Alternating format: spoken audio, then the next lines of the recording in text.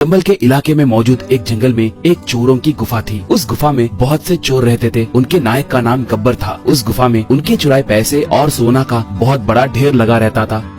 वो लोग बैंक, गहनों की दुकान, लॉरी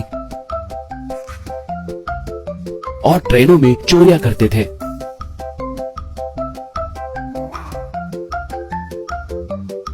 ऐसे चुराए हुए पैसे और सोना लाकर उस गुफा में छिपाते रहते थे। वो चोर लोग उसी गुफा में खाना बनाकर खाते थे।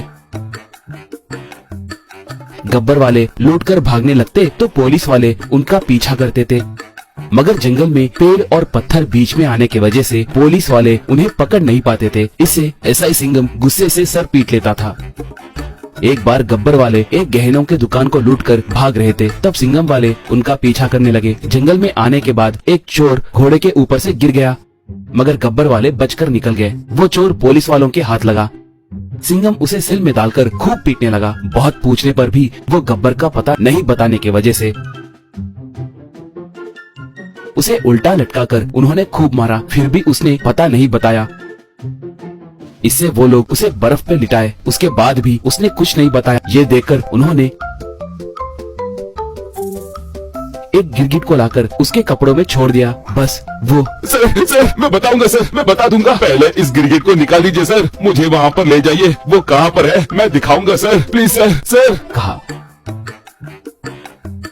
ऐसे वो लोग उसे लेकर उस गुफा के पास पहुँचे। वहाँ पर देखे तो कोई भी नहीं था। सिंघम तब शिट कहकर पुकारा। जंगल में गब्बर वाले एक बड़ा खड्डा खोदने लगे थे।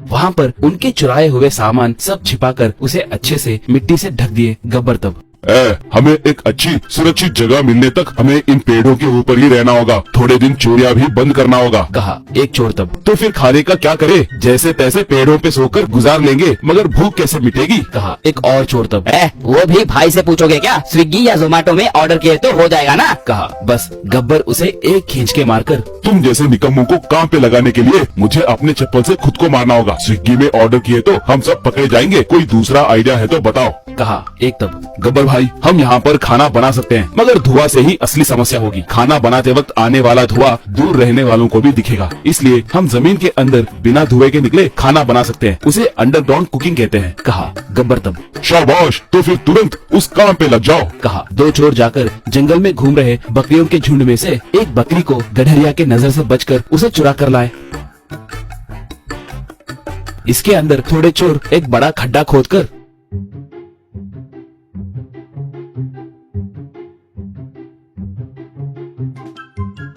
खड्डे में एक चूल्हे को बनाए, उसमें लकड़ियां डालकर अच्छे से आग लगाए। चोरी किए बकरी को मारकर उसकी चिमड़ी अच्छे से निकालकर उसके ऊपर सारे मसाले लेप करके एक बड़े से थाली पे उसे रखकर एक रस्सी की मदद से थाली को नीचे अंगारों पे रखे। आखिर में उस चूल्हे के ऊपर एक ढक्कन रखकर उसे मिट्टी से ढक दिए। धुआं बाहर आए बिना ही बकरी अच्छे से पकी। बाद में उस ढक्कन को निकालकर थाली को बाहर निकालकर बकरी को काटकर सब अच्छे से खाए।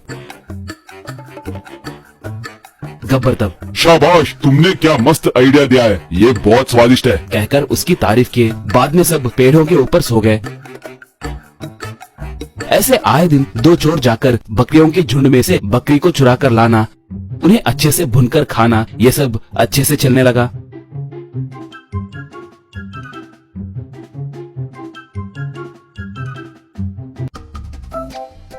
एक बार गडरिया बकरियों के झुंड में से बकरियां गायब हो रही है कहकर गौर करके घबरा गया। एक बार वो चोर लोग कौन है कहकर पता करने के लिए पेड़ के नीचे सोए जैसे नाटक करने लगा। तभी दो चोर आकर बकरी को चुराकर ले जाना उसने गौर किया। वो उनका पीछा किया। वो लोग बकरी को मारकर चूल्हे में बकरी को पकाकर खाना।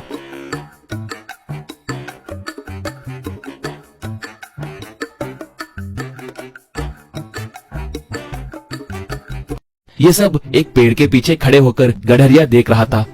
पुलिस स्टेशन में सिंघम कांस्टेबल वालों के ऊपर पुकारने लगा, क्या भाई, वो गब्बर कहाँ गया है? आजकल चोरी भी नहीं कर रहा है। शायद वो दूसरे राज्य को भाग गया होगा। ऐसे भागना भी बहुत मुश्किल है, क्योंकि इतना बड़ा जंगल और कहीं नहीं होगा, और ऊपर से वो पैसे और सोने को रवाना करना भी बहुत मुश्किल है। वो जरूर यही कहीं छुपा होगा। वो कहाँ पर है कहकर पता नहीं चल रहा है। यूं कहने लगा